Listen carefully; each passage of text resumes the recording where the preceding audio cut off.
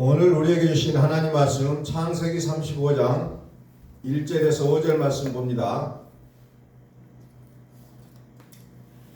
하나님이 야곱에게 이르시되 일어나 베델로 올라가자.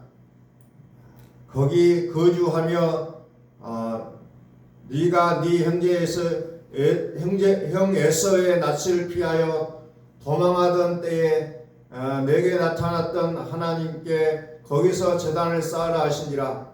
야곱이 이에 자기 집안 사람과 자기와 함께한 모든 자에게 이르되 너희 중에 있는 이방 신상들을 버리고 자신을 청결하게 하고 너희의 의복을 바꾸어 입으라. 우리가 일어나 베델로 올라가자. 내 환난 날에 내게 응답하시며 내가 가는 길에서 너와 나와 함께 하신 하나님께 내가 거기서 제단을 쌓으려 하노라 하며 그들이 자기 손에 있는 모든 이방 신상들과 자기 귀에 있는 귀고리를 야곱에게 주는지라. 야곱이 그것들을 세겜 근처 성수리 나무 아래에 묻고 그들이 떠났으나 하나님이 그 사명 골들로 크게 두려워하게 하셨으므로 야곱의 아들들을 출교하는 자가 없었더라.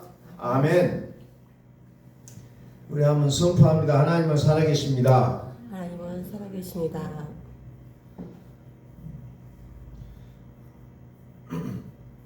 자, 우리가 살아가면서 참 때로는 그 믿음이라는 것이 무엇인지 참 고민스러울 때가 많이 있잖아요. 내가 집중하고 있는 일들 속에 빠져 있다 보면은 믿음이라는 것이 우리에게 어떤 의미를 가져다 주는지를 우리가 계속해서 또 무감각하게 지나가 버릴 때가 너무 많다는 거죠. 그래서 오늘 우리의 인생을 붙잡아 주시고 우리의 인생을 이끌어 가시는 분은 오직 하나님밖에 없다는 사실을 우리가 다시 한번 살펴보고자 합니다. 그래서 우리가 어떤 상황과 실기에 놓였을 때라도 우리가 하나님께 가까이 하는 것이 내게 복이 된다는 사실을 우리가 기억한다면 우리의 삶은 어떤 순간에서도 좀 무질서해지지 않을 수 있다는 것을 우리가 다시 한번 살펴보고자 합니다. 오늘 성경에 보니까 뭐가 나옵니까? 야곱이 어떻게 해요? 3절에서 우리가 일어나 베델로 올라가자 그래요. 베델이라는 것은 지명일 수도 있지만은 이 베델이라는 단어의 뜻을 보면은 베델 하나님의 집이에요. 하나님의 집으로 가자. 다시 말해서 하나님께 나가자는 거예요. 하나님께 가자. 그러면서 무엇을 해요? 이방신을 다 이방 신상들을 다 버리고 의복을 바꾸고 또 뭐합니까? 귀걸이도 빼버린다는 거죠. 그래서 자기의 그 하나님께 가고자 하는 그 자기의 모습을 완전히 새롭게 해가는 그런 모습을 보여주고 있다는 겁니다. 하나님께로 가자. 하나님께 가는 것이 내게 복이라는 것을 야곱은 자기 인생길을 통하여서 수없이 깨달아왔다는 거죠. 하나님만이 복이었다. 야곱의 인생이 험난했다는 거잖아요. 야곱 굉장히 힘들었어요. 처가살이도 하고 처가살이한데 애삼촌들이 자기가 치어야 될 목까지 다 뺏어가 버리는 그런 경험까지 하면서 말할 수 없는 고통 속에 살아갔던 야곱이 결론은 내린 것이 뭐냐? 베델로 올라가자는 겁니다. 나의 살 길은 오직 베델밖에 없다. 베델로 올라가자는 거죠. 베델로. 하나님의 집으로 가자. 자, 누가복음 2장에 보니까 거기에는 요셉이라는 사람이 나오죠. 요셉이 어디로 가자고 합니까? 나사렛 동네에서 4절에 유대를 향하여 베들레헴이라는 다윗의 동네로 가자. 우리 가족은 그리 가야 된다 라고 얘기합니다. 베들레헴은 또 어떤 동네요? 베들레헴, 베트와 레헴이라는 단어가 두 개가 섞여진 거예요. 베트는 뭐예요? 집이라는 거예요. 레헴은 뭐예요? 떡, 빵이라는 거예요. 빵, 떡. 햄이랑 햄, 빵을 얘기하고 있어요. 여기서 떡집으로 가자. 떡집이 뭐예요? 예수님의 살을 생각하는 그 은혜를 얘기하고 있다는 겁니다. 떡집으로 가자. 그래서 떡집에 가서 우리가 호적하자는 거죠. 이제 아기 예수를 낳았으니 거기서 낳고 거기에서 호적해야 된다. 그래서 오직 살아계신 하나님 그분의 그 날개 아래 들어가야만이 우리 인생이 복을 받을 수 있다는 것을 야곱을 통해서 또 요셉을 통해서 우리에게 가르쳐주는 대표적인 사건이라는 겁니다. 다시 신명기 33장 29절 봅니다. 신명기 33장 29절 이스라엘이여 너는 행복한 사람이로다. 여호와의 구원을 너같이 얻은 백성이 누구냐? 그는 너를 돕는 방패시요 내 영광의 칼이시로다. 내 대적이 내게 복종하리니 내가 그들의 높은 것을 밟으리로다. 아멘. 이스라엘이 행복한 사람인데 왜 행복했느냐? 금은보화가 많아서 건강해서 행복했다기보다 여기에서 보면 그 핵심을 얘기하고 있잖아요. 여호와의 구원을 너같이 얻은 백성이 누구냐는 거예요. 네가 구원을 받았기 때문에 행복한 백성이라는 것을 얘기하고 있다는 겁니다. 행복한 사람입니다. 행복은 오직 여호와의 구원에 달려있다는 것을 성경은 말씀하고 있다는 겁니다. 이것을 신약의 단어로 표현하면 무슨 말입니까? 평강이라는 겁니다. 평강은 어떤 것에 대해서 좌지우지 당하는 성격이 아니고 세상으로부터 버림받을 수 있는 것이 평강이 아니라 오직 평강은 어느 상황 속에서든지 여전히 존재한다는 거죠. 근데 내가 하나님을 믿으면서도 내 마음이 요동치고 복잡하고 수없는 파도가 몰아치고 하는 것이 뭐예요?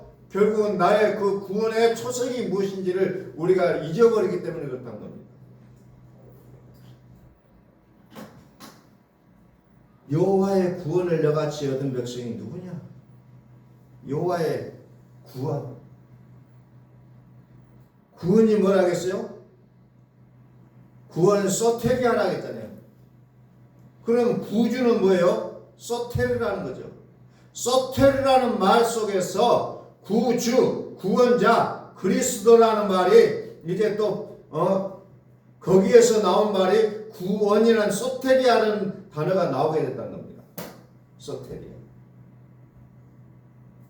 그래서 우리의 구원은 구주, 곧 그리스도를 통해서만이 우리에게 구원을 가져다 준다는 거죠. 이것이 우리 인생의 복이라는 것을 성경은 끊임없이 말씀하고 있다는 겁니다. 이게 복이라는 겁니다. 그래서 히브리서 7장 22절에는 예수는 더 좋은 언약의 보증이라고 했잖아요. 어떤 것으로도 우리가 보증을 쓸 수 없지만 예수만이 나의 보증이 된다. 하나님께로 나아갈 수 있는 유일한 보증은 오직 예수라는 것을 우리에게 말해주고 있다는 겁니다. 예수. 그래서 베들레헴 떡집이 우리에게 은혜가 되는 겁니다. 그래서 우리에게 있어서 이 구원은 언제 받느냐? 고린도후서 6장 1절 봅니다.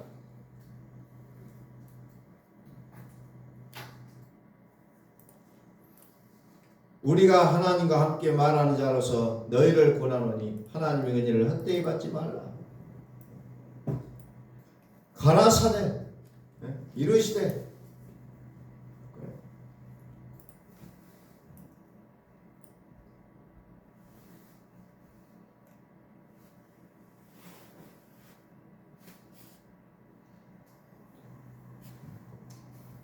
내가 은혜 베풀 때에 너를 두고 구원의 날에 너를 도왔다 하셨으니 보라 지금은 은혜 받을 만할 때요 보라 내일은 지금은 구원의 날이로다.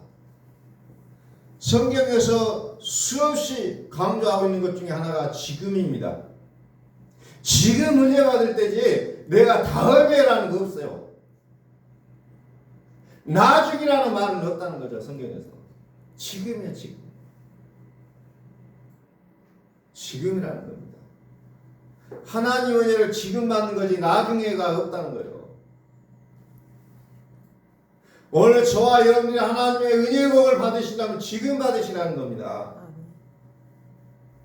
내일은 없는 거예요. 사실상 여러분 내일을 잡아보세요. 내일이라는 게 있는지.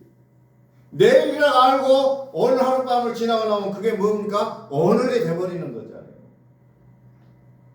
나중은 없어요. 그런데 교묘하게 우리 사람은 나중을 좋아합니다. 나중에 합시다. 나중에. 이제 그것을 그리스도와 상관없는 사탄은 그것을 굉장히 이용을 많이 합니다. 나중에라. 나중에. 그러나 하나님은 지금을 얘기하고 있습니다. 지금해라 지금. 은혜도 지금 받으라는 겁니다. 지금 구원받을 때라는 겁니다. 지금 구원의 날이다. 지금 오늘이 구원의 날이. 오늘이 구원의 날이라는 겁니다. 그래서 하나님이 지금 오셨을 때 지금 내가 붙잡는 것이 우리가 정말 복을 받을 수 있는 길이라는 겁니다. 그래서 우리 행복의 조건은 오직 하나님께 달려있다는 겁니다. 로마서 11장 33절 봅니다. 로마서 11장 33절 깊도다 하나님의 지혜와 지식의 풍성함이여 그의 판단을 헤아리지 못할 것이며 그의 길은 찾지 못할 것이로다. 하나님의 지혜와 지식의 풍성함이다. 그러면서 이는 만물이 주에게서 나오고 36절 이는 만물이 주에게서 나오고 주로 말미암고 주에게로 돌아감이라 그에게 영광이 세세히 있을지어다. 아멘. 모든 만물이 주에게서 나오고 주로 말미암고 주에게로 돌아간다는 거죠. 다시 말해서 모든 만물은 우리 하나님께서 주인 되신다는 겁니다. 그런데 우리는 이것을 다른 데 가서 빌고 있다는 거죠. 다른 데 가서. 만물이 하나님의 것인데도 불구하고 우리는 다른 신에게 엎드려 빌고 있다는 것을 얘기하고 있다는 겁니다. 만물이 주에게서 나오고 주로 말미암고 주에게로 돌아감이라. 주에게로 돌아갑니다. 골로새서 2장 3절에는 그 안에는 지혜와 지식의 모든 보화가 감춰져 있다고 했잖아요. 그 안에는 지혜와 지식의 모든 보화가 감춰져 있다. 그 안에는 그리스도 안에요. 그리스도 안에. 그런데 성경은 공교롭게도 뭐라고 얘기합니까? 갈라디아서 3장 22절에 그러나 성경이 모든 것을 제 아래 가두었다 얘기합니다.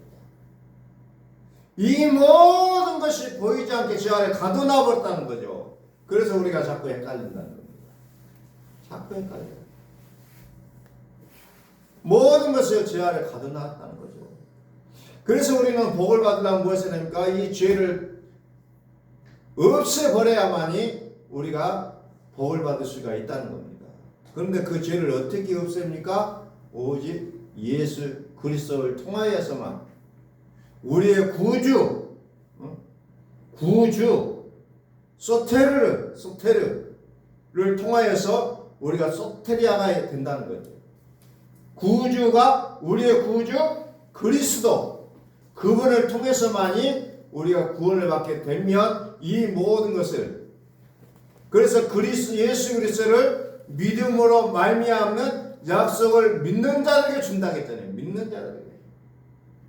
오직 조건은 믿는 자에게 준다는 겁니다. 믿음이라는 거죠.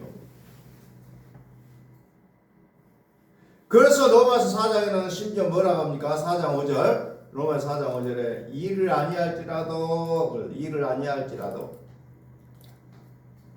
세상은 일을 열심히 하는 사람을 인정받는데 하나님은 일을 아니할지라도 경건하지 아니한 자를 의롭다 하시는 일을 믿는 자에게는 그 믿음을 의로 여기시나니 일을 안 했다는 겁니다. 그런데도 그 믿음 하나 보시고 의로 여기신다고 했잖아요. 일한 것이 없이 하나님께 의로 여기심을 받는 사람의 복에 대하여 다윗이 말한 바 불법이 사함을 받고 죄가 가리워짐을 받는 사람은 복이 있도다. 이 불법이 사함을 받아야만이 예수 그리스도를 믿는 약속을 주신다고 했잖아요. 그런데 그 핵심을 우리가 알고 들어가자는 겁니다. 예수 그리스도를 믿는 자들에게 약속을 주겠다는 거예요. 일을 아니했는데도 불구하고 불법이 사함을 받았다는 거예요. 다윗은 이 가치를 알았다는 겁니다. 이 소중함을 알았다는 겁니다. 그래서 내가 하는 일이 없었음에도 불구하고 내 죄가 사함을 받았다는 것이 나에게는 큰 복이었다는 것을 다윗이 고백하고 있는 내용입니다.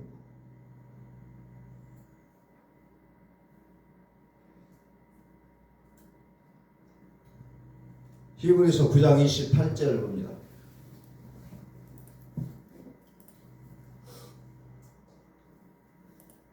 히브리서 9장 28절 이와 같이 그리스도도 많은 사람의 죄를 담당하시려고 단번에 들이심 받으셨고 구원에 이르게 하기 위하여 죄와 상관없이 자기를 바라는 자들에게 두 번째 나타나시리라. 그리스도께서 우리에게 처음에 오실 때는 우리의 죄를 담당하셨다는 거죠. 단번에 들이심 받았고 두 번째 뭐합니까? 죄와 상관없이 두 번째 나타난다는 거죠. 예수의 은혜로 충만한 자들에게 두 번째 나타난다는 거죠. 이게 복이라는 겁니다. 그래서 그 복이 어디에 있습니까? 로마서 10장 9절.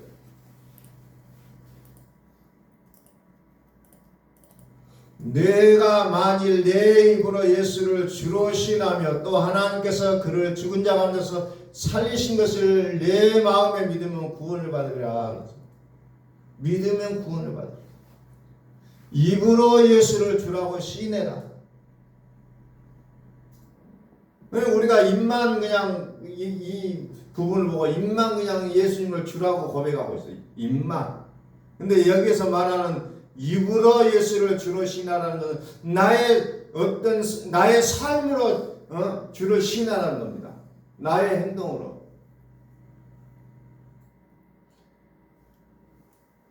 입으로 예수를 주로 신하고 마음에 믿으면 구원을 얻는다. 다시 말해서 하나님께 나아가라는 겁니다. 이게 우리에게 복이라는 거죠. 사람이 마음으로 믿어 의에 입으로 신하여 구원에 이르느니라. 우리의 마음과 생각 그리고 우리의 모든 삶이 오직 예수를 주라고 시인하라는 겁니다. 그렇게 됐을 때 어떻게 합니까? 천사들이 우리에게 뭐예요? 우리를 섬긴다는 거죠. 히브리서 1장 14절에서 약속하고 있잖아요. 천사가 왜 존재하느냐? 구원받은 상속자들을 섬기라고 하나님이 천사를 보내줬다고 약속하고 있잖아요. 천사가 나의 심부름꾼이 된다는 겁니다. 이게 믿음의 사람들의 특권이라는 겁니다. 그래서 삶의 질이 달라진다는 거예요. 삶의 모든 것이 다 바뀌게 되어 있다는 겁니다. 그래서 저와 여러분들 삶이 이제 예수의 그리스도로 말미암아 온전하게 변화될 줄로 믿습니다. 온전하게 변화돼야 돼요. 그럼 뭐 해야 됩니까? 야곱이 세상 신을 버리고 옷을 바꿔입고 마음을 사렵게 하고 기고를 빼내버리는 모습을 통하여서 정말 내가 살아온 모습으로 이제 하나님 앞에 나아가자는 겁니다. 그래서 지금 내가 은혜 받을 때라는 거죠. 지금. 그래서 말씀 앞에 내 이성이 무릎 꿇어졌을 때, 다시 말해서 이 무릎을 꿇는 것은 순종의 모습이 되어야 된다는 겁니다. 말씀 앞에 자꾸 내 인생이 무릎 꿇는 순종의 모습이 되어져야 하나님이 나의 복이 되어진다는 거죠. 그래서 우리는 은혜의 때를 자꾸 채워야 돼야 된다는 겁니다.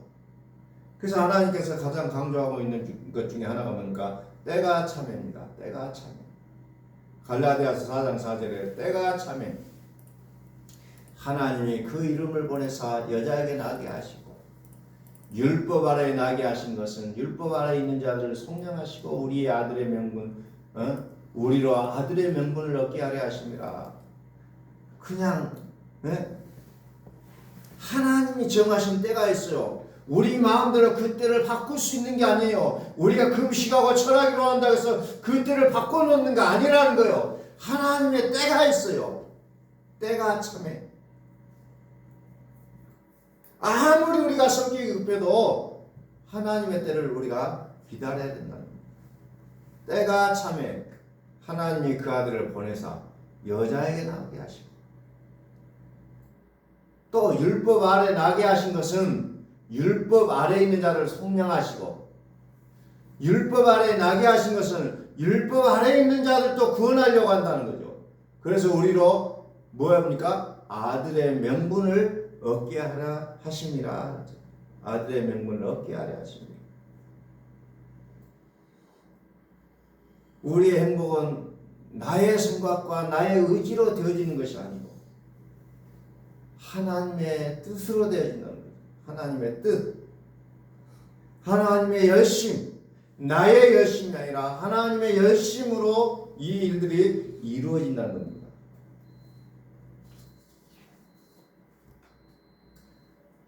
갈라디아 4장 2절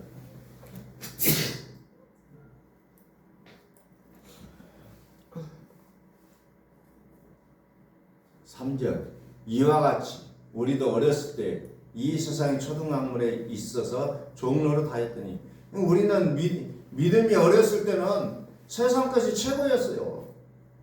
율법도 좋고 뭣도 좋고 그냥 다 좋았어요. 그래서 거기에서 결국 뭐합니까? 종로다고 살아왔던 우리의 모습이라는 거죠. 2절 그 아버지가 정한 때까지 후견인과 청지기 아래에 있으니 정한 때까지만 우리가 그렇게 사는 거예요. 정해진 때까지만. 1절 내가 말하노니 유업을 이을 자가 모든 것의 주인이나 어렸을 동안에 종과 다름이 없다. 내가 구원받은 사람이면 확실한데 내가 믿음이 어렸을 때는 내가 종과 다름이 없어. 그래서 자꾸 예수를 믿으면서도 다른 것에 끌려다니잖아요. 율법에 끌려다녀요. 내 생각에 뒤끌려다녀요. 주인 노릇을 못하고 산다는 겁니다. 그게 언제요? 어렸을 때. 어렸을 때는 주인 노릇을 할 수가 없어요. 아무리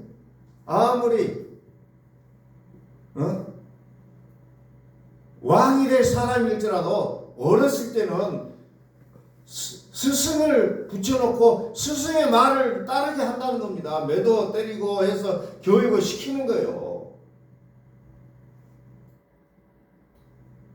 그래서 우리도 어렸을 때에는 이 세상의 초등학문 아래에 있어서 종로를 했다. 사도 바울이 이렇게 갈라디아 4장에서 이렇게 얘기하잖아요. 율법 아래에 있는 자들을 속량하시고 우리로 아들의 명분을 얻게 하려 하십니다.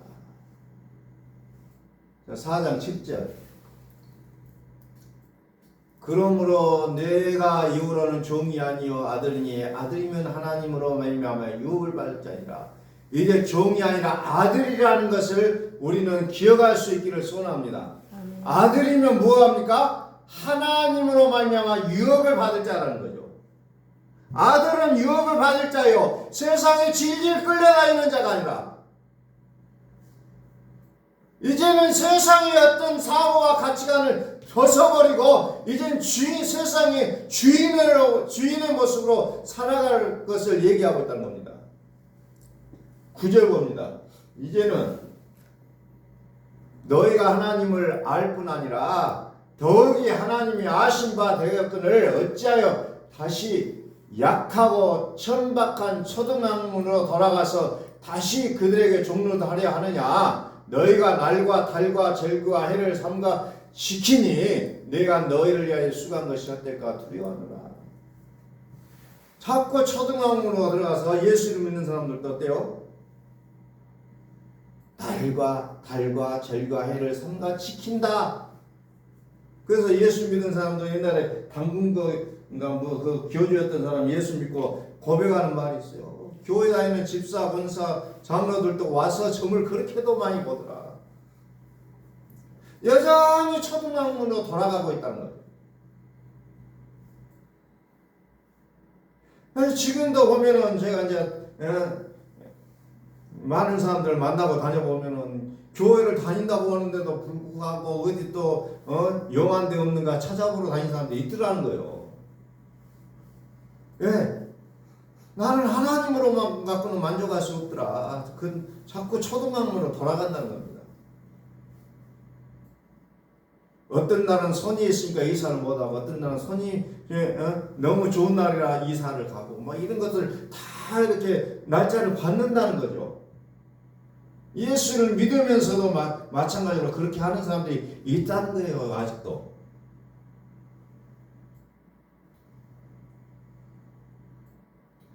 그래서 이것을 뭐라고 합니까? 그것을 바로 성경에서는 죄라고 얘기하고 있어요. 요한일서 2장 1절. 요한일서 2장 1절. 그래서 우리에게 있어서 뭐합니까? 성경은 모든 것이 제 안에 가둬놨기 때문에 이 죄를 해결하는 것이 우리에게는 가장 중요한 일이라는 거죠. 2장 1절. 나의 자녀들아 내가 이것을 너희에게 쓰면 너희로 죄를 범하지 않게 하려 함이라. 만일 누가 죄를 범하여도 아버지 앞에서 우리에게 대언자가 있으니 곧 의로우신 예수 그리스도시다. 그래서 우리는 늘 마음을 먹고 뭔가 새롭게 일을 해본다고 해도 자꾸 그게 안 돼요. 그래서 하나님이 우리에게 대언자를 주셨다는 거죠. 그분이 누구예요? 의로우신 예수 그리스도. 우리가 참으로 살기 하나님 보실 때 너무 깝깝해요. 그냥 저러면 안 되는데 자꾸 해요. 그래서 뭐합니까? 예수 그리스도를 통하여서 우리의 죄를 감당하게 했다는 겁니다.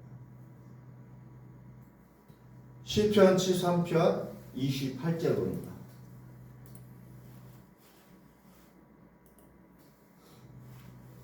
하나님께 가까이함이 내게 복이라. 내가 주 여호와를 나의 피난처로 삼아 주의 모든 행적을 전파하리라. 시편 73편 28절. 자, 우리 한번 같이 한번 읽습니다. 하나님께 가까이함이 내게 복이라. 시작. 하나님께 가까이함이 내게 복이라. 내가 주 여호와를 나의 피난처로 삼아 주의 모든 행적을 전파하리라. 아멘. 하나님께 가까이함이 내게 복이라. 아멘. 왼쪽에다가 창세기 28장 3절을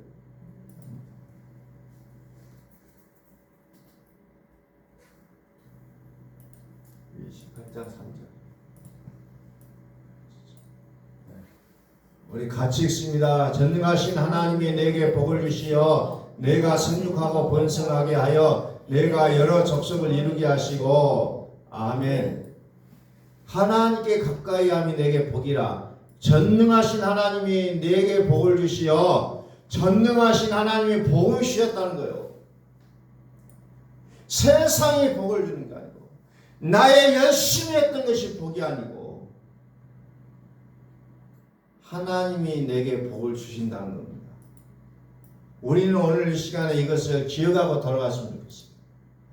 하나님이 나에게 복을 주신다는 거예요. 하나님 내게 복을 주신다. 세상에 여러 가지 조건들이 있고 여러 가지 상황들이 있어도 하나님이 내게 복을 주시지 않으면 나는 이 모든 것을 다 놓쳐버릴 수 있다는 것을 우리는 기억하셔야 된다는 겁니다. 하나님이 내게 복을 주신다는 거예요. 하나님께 가까이 하면 내게 복이 된다는 겁니다. 우리 한번 같이 합니다. 하나님은 살아계십니다. 하나님은 살아계십니다. 살아계신 하나님께서 내게 복이 되신다는 거예요. 왜 우리는 기도할 때 하나님 축복해 주세요가 아니라 하나님 내게 복 주세요 이렇게 기도하시라는 거예요. 축복이라는 단어는 우리가 그 단어의 뜻을 보면은 좀 하나님이 주는 것과는 좀 달라요. 그냥 하나님 복 주세요 이렇게 우리가 기도하셔야 된다는 겁니다. 축복해 주세요 그러면 뭔가 또 따뜻한 단계가 있는 것 같아요. 복을 빌어주라는 거잖아요.